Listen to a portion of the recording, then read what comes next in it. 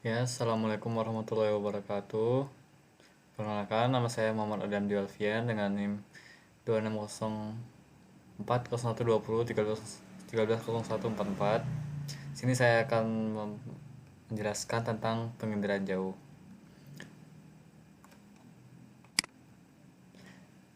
Ini ada daftar isinya. Kemudian yang pertama ada definisi dan manfaat. Penginderaan jauh adalah teknologi dan ilmu yang digunakan untuk memperoleh informasi tentang objek atau fenomena di bumi atau planet lain dari jarak jauh, tanpa harus secara fisik menghubungi atau mendekati objek tersebut.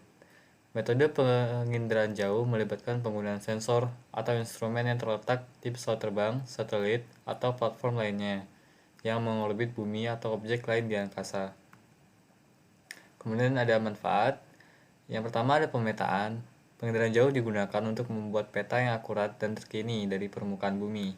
Hal ini mencakup pemetaan topografi, pemetaan penggunaan lahan, pemetaan vegetasi, dan pemetaan perubahan permukaan. Selanjutnya ada pemantauan. Penginderaan jauh dapat digunakan untuk memantau perubahan lingkungan, memantau pola cuaca dan iklim global, dan juga pemantauan serta mitigasi bencana. Lalu yang terakhir ada eksplorasi. Penginderaan jauh digunakan dalam eksplorasi dan penelitian. Melalui citra dan data penginderaan jauh, kita dapat mempelajari permukaan planet, atmosfer, dan karakteristik geologis. Lalu selanjutnya ada manfaat di bidang kelautan. Pemanfaatan penginderaan jauh dalam kaitan dengan wilayah pesisir dan kelautan meliputi memberikan informasi tentang kesesuaian lahan, perairan baik untuk pariwisata dan juga budidaya, zona potensi penangkapan ikan, zonasi kawasan konservasi laut, identifikasi potensi wilayah pesisir, dan lain-lain. Selanjutnya ada jenis-jenis citra. Jenis-jenis citra dalam penginderaan jauh ada dua, yakni citra foto dan citra non-foto.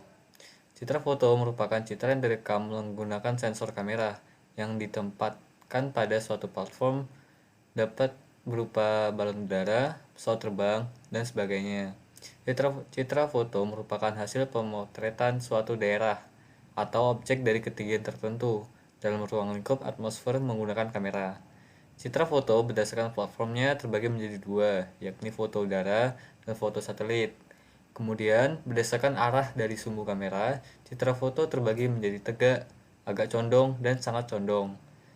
Citra foto dihasilkan oleh alat perekam kamera dengan detektor berupa film dengan mekanisme perekaman serentak. Selanjutnya ada citra non-foto, yakni merupakan citra yang direkam menggunakan sensor scanner yang ditempatkan dalam platform berupa satelit. Citra non-foto berdasarkan bukaan jendela atmosfer terbagi menjadi spektrum tampak, inframerah termal, dan gelombang mikro atau radar. Sedangkan berdasarkan tujuannya, citra non-foto terbagi menjadi satelit cuaca, satelit sumber daya bumi, dan satelit kelautan. Citra non-foto dihasilkan oleh sensor kamera, yakni dengan penyiaman atau kamera yang detektornya bukan film. Proses perekaman citra non-foto yakni parsial dan direkam secara elektronik. Kemudian ada software dan satelit. Yang pertama ada software QGIS, yakni merupakan singkatan dari Quantum Geographic Information System, yang mana merupakan salah satu perangkat lunak sistem informasi geografis yang berbasis open resource. QGIS memiliki lisensi di bawah General Public License yang dapat dijalankan dalam berbagai sistem operasi. Dalam menggunakan QGIS, dapat dilakukan kajian berkaitan dengan proses digitasi, georeferensi, editing grafis, simbolisasi peta, pencetakan peta dari peta digital, dan data shapefile serta layout peta. Ini ada software kedua ya, CDS, yang mana merupakan singkatan dari C-Waves Data Analysis System, yang mana merupakan software analisis citra satelit yang dapat dimanfaatkan untuk menampilkan, memproses, dan menganalisa data dari satelit. C-Viewing Wide Field of View Sensor atau C-Waves. Perangkat lunak ini mempunyai kemampuan dalam memproses data satelit yang lain seperti CZCS, MOS, dan MOS.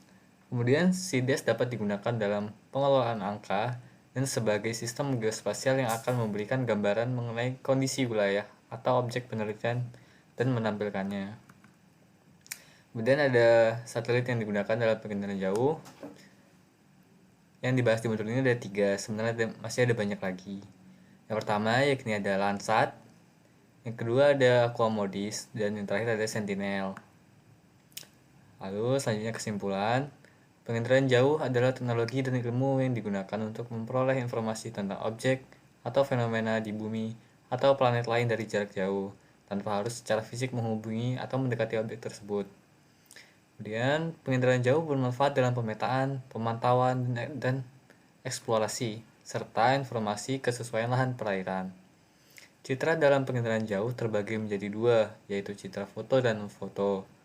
Dalam penginderaan jauh, ada beberapa software yang dapat digunakan untuk mempermudah peneliti, antara lain QGIS dan CDS. Satelit yang digunakan dalam penginderaan jauh ada 3, yakni Landsat, Aquamodis, dan Sentinel. Berikut daftar pustaka yang saya gunakan, dan terima kasih.